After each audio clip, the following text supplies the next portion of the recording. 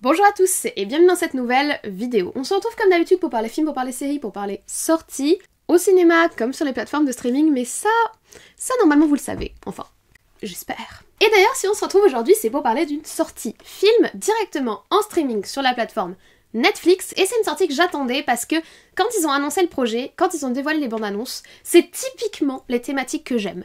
Le post-apo, enfin l'apocalypse d'une manière générale, tout ce qui est un petit peu catastrophe, j'adore. En plus j'aime beaucoup l'orientation que donnait la bande-annonce. Donc c'est le film dont on va parler aujourd'hui, Le Monde après nous. C'est un film qui a fait pas mal parler de lui sur les réseaux sociaux. En tout cas, moi sur Twitter, j'ai vu beaucoup de gens débattre sur le film parce que j'ai l'impression qu'il divise, on va en parler. Et c'est un film, dès que j'ai eu fini de le voir, j'ai eu envie de vous en parler. C'est donc le sujet de la vidéo d'aujourd'hui. Savez-vous, un grand café comme moi, un verre d'eau, la boisson de votre choix, installez-vous confortablement, mettez un petit like et un petit commentaire qui font plaisir, et nous on se retrouve juste après le générique.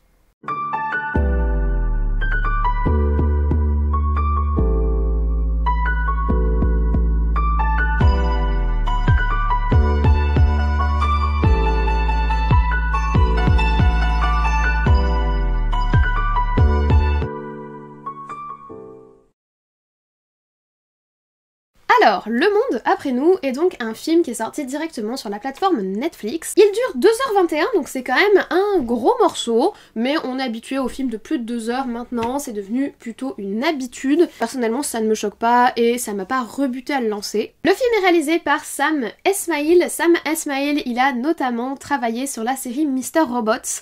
Alors, j'ai regardé les tout premiers épisodes à l'époque où la série avait commencé, donc vers 2015-2016, mais j'avais pas du tout accroché. Pourtant, c'est une série qu'on m'a beaucoup recommandée, on m'a beaucoup dit que c'était une très bonne série, etc. J'avoue que j'ai jamais retenté l'expérience. Quand je vois qu'il y a 4 saisons, j'avoue que ça me donne pas très envie. Dites-moi en commentaire si jamais vous me recommandez la série, si vous avez des arguments incontestables pour regarder Mr. Robots, parce qu'apparemment, c'est vraiment deux poids deux mesures. Il y a des gens qui sont passés totalement à côté, il y a des gens qui adorent et qui trouvent cette série géniale. Donc je vous écoute, parlez-moi en commentaire pour voir un petit peu si en 2024 je regarderai enfin la série. Et Sam Esmail, il avait également travaillé avec Prime Video pour une autre série, Homecoming, que pareil je n'ai pas regardé. Et cette fois-ci c'est donc avec la plateforme Netflix qu'il travaille, non pas pour une série mais pour ce film.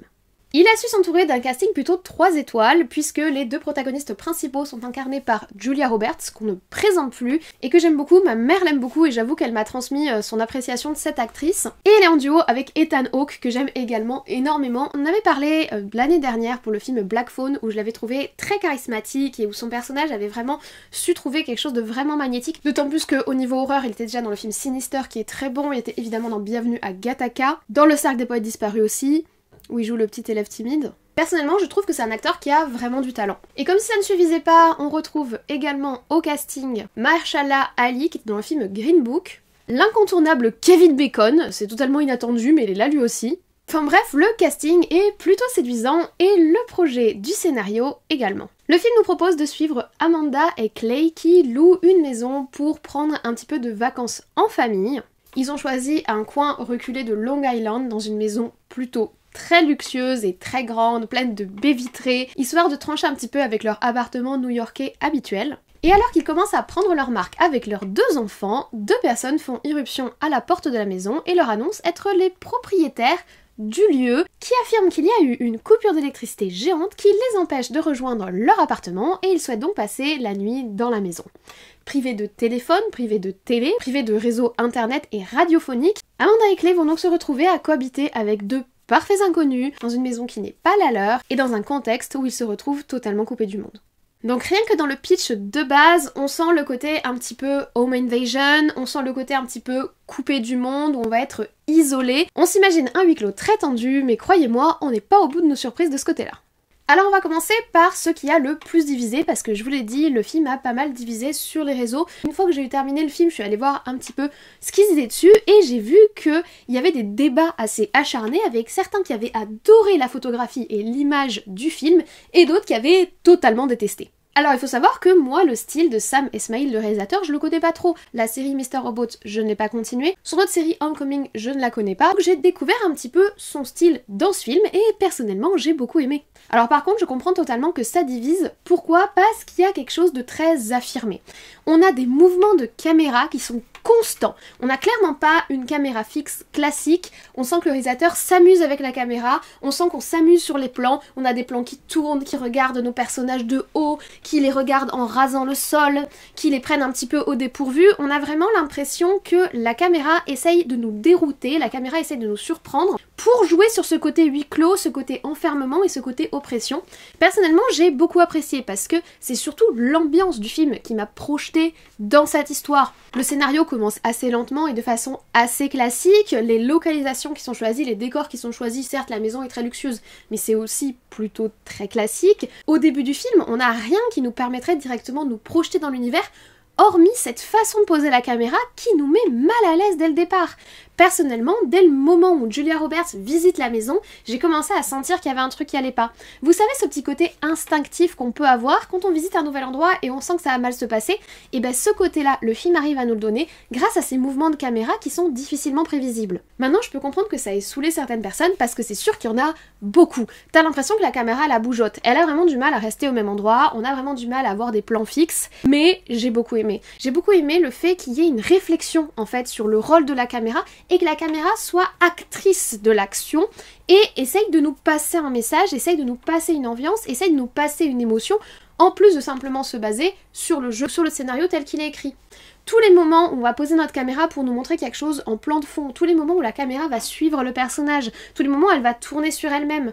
Personnellement, j'ai trouvé ça très intéressant. Maintenant, je peux comprendre vraiment le côté overdose parce que pour les gens qui n'aiment pas les caméras qui bougent, moi je suis habituée avec les fan footage donc ça me dérange pas du tout, ça peut être particulièrement perturbant, voire carrément parasiter le visionnage. Mais personnellement, ça a plutôt sauvé le film parce qu'à part quelques effets spéciaux autour de l'avion ou du bateau, il se passe pas grand chose visuellement au niveau des décors, au niveau des personnages ou vraiment au niveau de comment se passe l'action. Je trouve vraiment que c'est ces choix d'angle de caméra qui rajoutent une sorte d'unicité, une sorte d'originalité à ce film. Quand on tente des trucs et qu'on y va à fond, vous savez, j'adore. Et bah là, le réalisateur, il a pas été timide. Il a voulu y aller à fond avec ses angles de caméra et ses plans et ça donne quelque chose de très rafraîchissant et de très intéressant.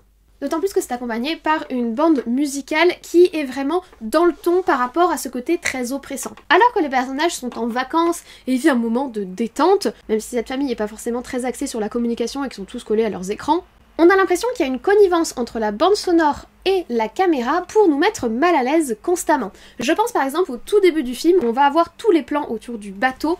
Dès le départ, notre instinct, là encore, de la façon dont c'est filmé, mais aussi par rapport à la musique que l'on entend, on sent que quelque chose ne va pas. Et nous, on le sait comme une espèce d'observateur omniscient, alors que la famille, elle, ne s'en doute absolument pas. Hormis peut-être l'espèce de sixième sens de la plus jeune enfant de la famille, qui semble elle aussi ressentir cette oppression, alors qu'elle ne voit pas la caméra et qu'elle n'entend pas la musique d'ambiance, je trouve vraiment que l'alliance entre la musique qui est stressante, qui est lancinante, qui est en arrière-plan, qui bourdonne un petit peu, fonctionne très très bien avec l'oppression visuelle qui nous est proposée pour nous signifier, pour nous informer que les apparences sont trompeuses et que l'apparente tranquillité, l'apparente propreté, le luxe apparent de toute la situation dans laquelle sont projetés nos personnages ne va pas durer. Et j'ai trouvé ça vraiment très intéressant parce qu'en fait, plus qu'un film qui nous raconte une histoire, c'est un film qui nous projette dans une ambiance et j'ai été mal à l'aise pendant tout le film. Pendant tout le film, je sais qu'il se passe quelque chose parce que le film me fait ressentir qu'il se passe quelque chose, mais comme nos personnages qui sont nos guides dans l'histoire sont archi autocentrés et ne tournent qu'autour d'eux-mêmes et qu'autour de leurs petites obsessions de chacun,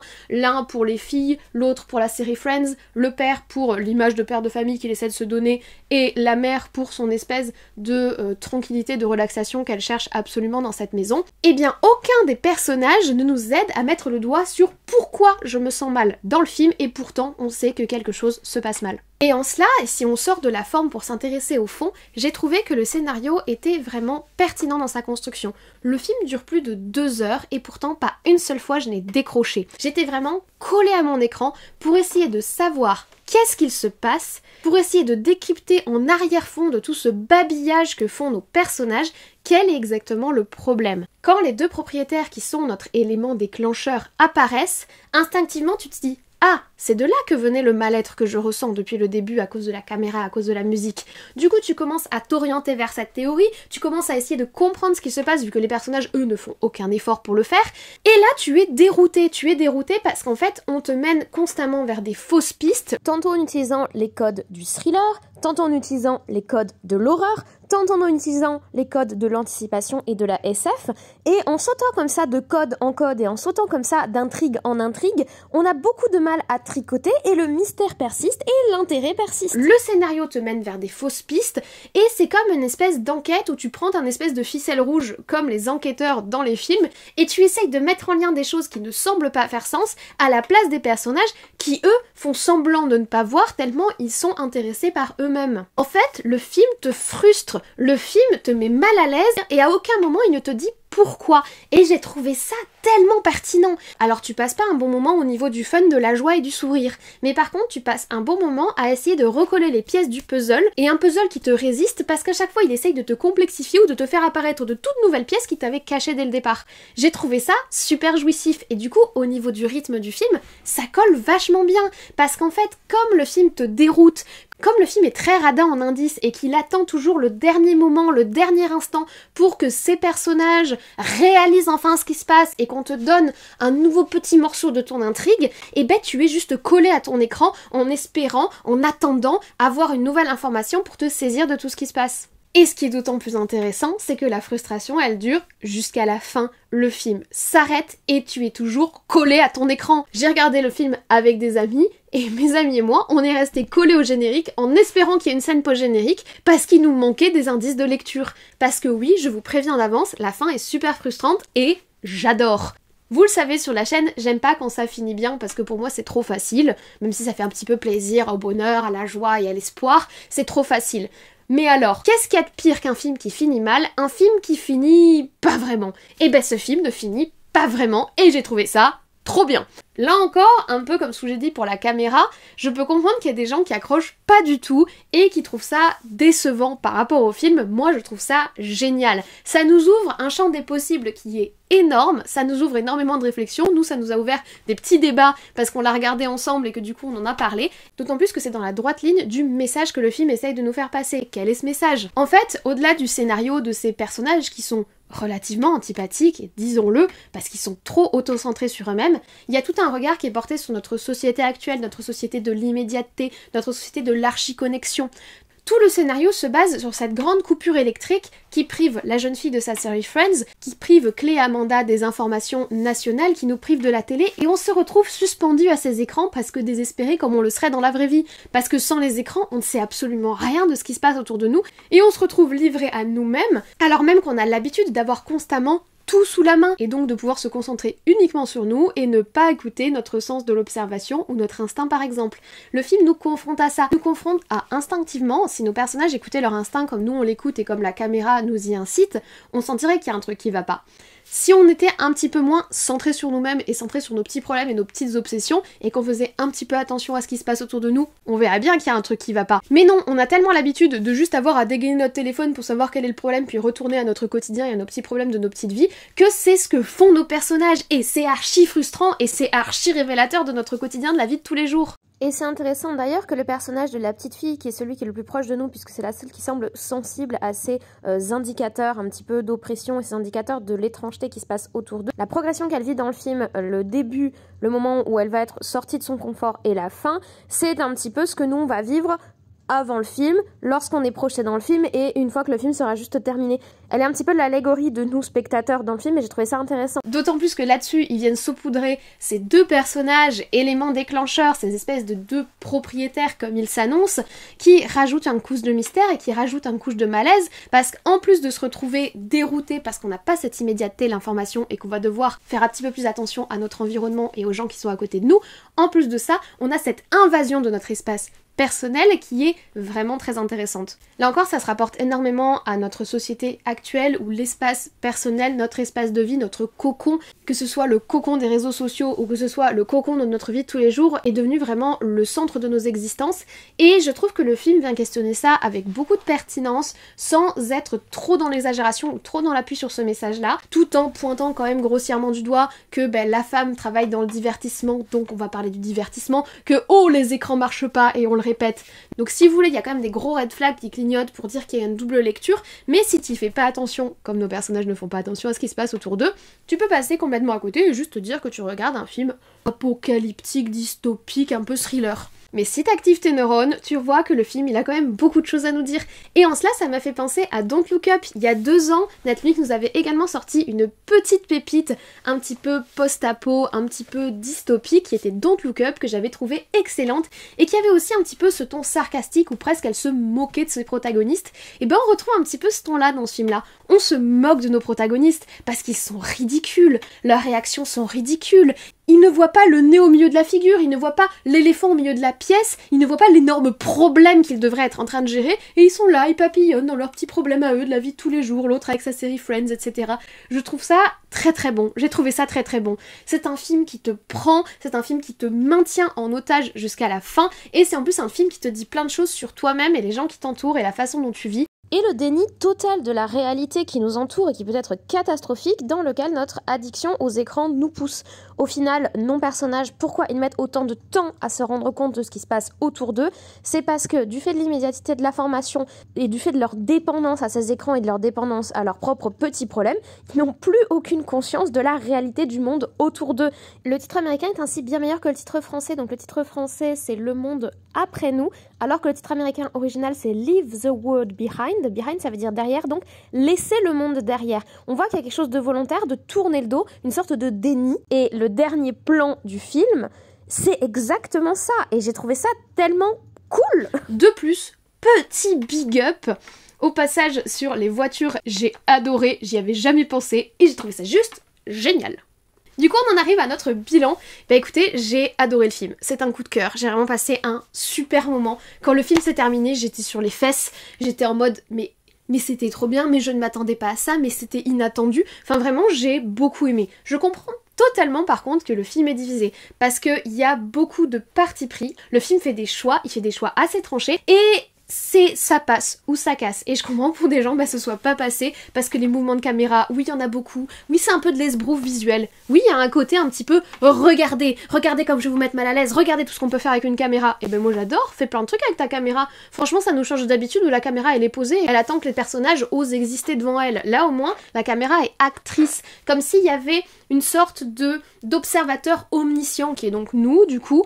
Plus que de nous proposer de nous identifier aux personnages, elle nous propose de les observer, comme dans un documentaire. Le bonjour à l'excellent concept du film Nos Amis les Terriens. Comme si on était dans un documentaire animalier, il manque plus que la voix off qui dit « Et là, Julia Roberts, arrivée dans son environnement naturel, se sert un verre de vin rouge avant d'aller prendre un bain. » Comme si on faisait une sorte de documentaire sur notre société et sur les réactions qu'on aurait dans cette situation, plus qu'un film où on nous demande de nous identifier aux personnages. Moi j'ai trouvé ça trop cool, mais je comprends totalement qu'on puisse ne pas aimer. De la même façon que je comprends totalement qu'on puisse trouver que les espèces de gros red flags puissent manquer de subtilité dans le film. Mais moi j'ai trouvé ça trop bien, franchement j'ai juste adoré. Donc du coup vous vous doutez bien que à la question est-ce que je vous recommande le film?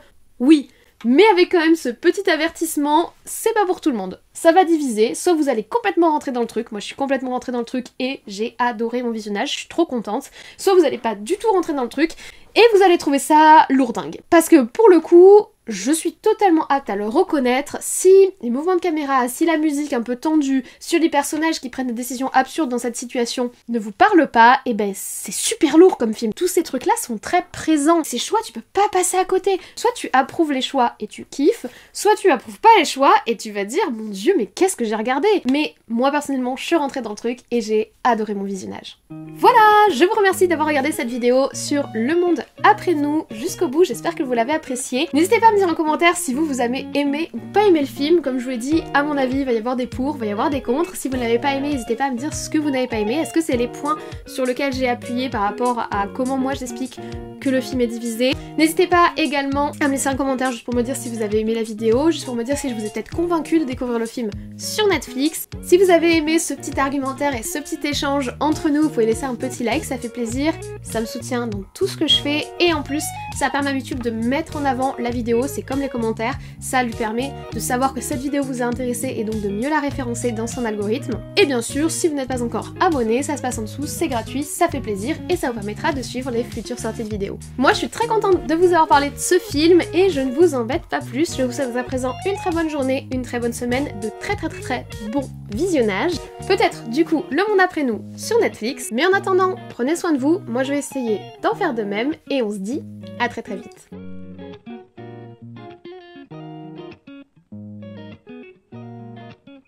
Bonjour, j'espère que vous allez bien. On est dimanche, hier c'était mon anniversaire, j'ai fait une journée entière off, j'ai rien fait d'autre que de profiter de la journée, c'était très cool, en plus j'ai été invitée au cinéma par le cinéma pour découvrir la nouvelle salle KDX, enfin c'était une très bonne journée, je suis trop contente. Mais du coup si je prends une journée off dans ma semaine avec mon emploi du temps de ministre, après ben je suis sous l'eau. Donc aujourd'hui j'ai une journée d'hyper productivité, toutes les trucs de maison à s'occuper, en plus la semaine prochaine c'est les vacances de Noël donc cette semaine va être hyper speed. Les vacances de Noël sont très tard cette année, très tard, donc ça nous fait un délai qui est ultra short, mais du coup ok, toutes mes lights se cassent la gueule, tout va bien. J'en peux plus. On dirait que les éléments sont contre moi. Là, ça devrait être bon. Oui, tous les trucs de maison à faire, vous savez, lessive, vaisselle, ce genre de couillonnerie. Ranger, tout le bazar. J'ai des colis qui sont perdus, que j'ai toujours pas trouvés et ça me saoule. La poste, enfin Chronopost et DPD, si vous passez par là, je vous en veux personnellement. J'ai fait tous mes cadeaux de Noël en avance, c'est-à-dire 1er décembre, j'avais les cadeaux de tout le monde. Enfin, j'avais payé, acheté, commandé ou pris en magasin les cadeaux de tout le monde. Et j'ai des colis qui sont toujours pas arrivés. Je l'ai là. Parce que normalement, je n'étais pas censée être dans cette urgence-là, sur ce point-là. Parce que je m'étais avancée, quoi. Bref. Donc aujourd'hui, grosse journée. Tous les tournages de Noël de la semaine. Du coup, cette vidéo que je vais tourner aujourd'hui, les autres vidéos, je les tournerai dans la semaine. J'ai une pièce d'un costume que j'ai commandé qui n'est aussi pas arrivée. Qui a 4 jours de retard. J'ai tristesse. Donc, voilà. Mais je suis contente parce qu'aujourd'hui je vous parle d'un film qui m'a plu et un film que j'ai envie de partager avec vous, j'ai envie d'avoir vos avis et en plus un film qui divise sur les réseaux, donc on va essayer d'analyser ça ensemble. Voilà. Du coup je me suis fait un petit café à la mousse de lait, toi-même tu sais. Oh mon doudou poilu, tu veux faire un caméo? Attends, je vais tout faire tomber. Coucou. Dis bonjour.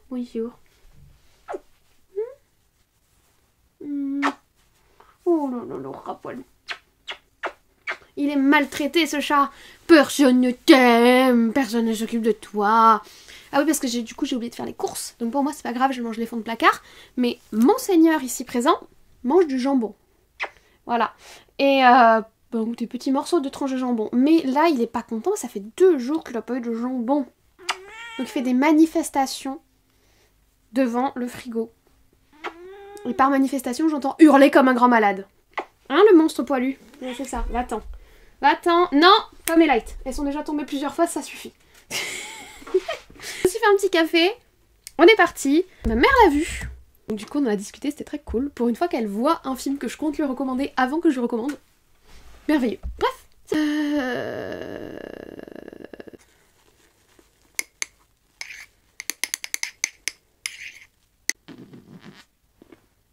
Et c'est un film, dès que j'ai eu fini de le voir... un petit Chianti. Je suis contente de vous avoir parlé de ce film et je pense que j'ai dit tout ce que j'avais à dire, mais vraiment moi j'ai vraiment passé un super moment. C'était la scène des Tesla, mais la scène des Tesla elle est géniale, mais je me suis dit mais j'y ai jamais pensé, mais c'est du génie, enfin c'est du génie c'est pas du génie parce qu'une fois que l'idée elle t'est venue, tu te dis mais oui mais c'est évident, mais j'avais jamais imaginé ça.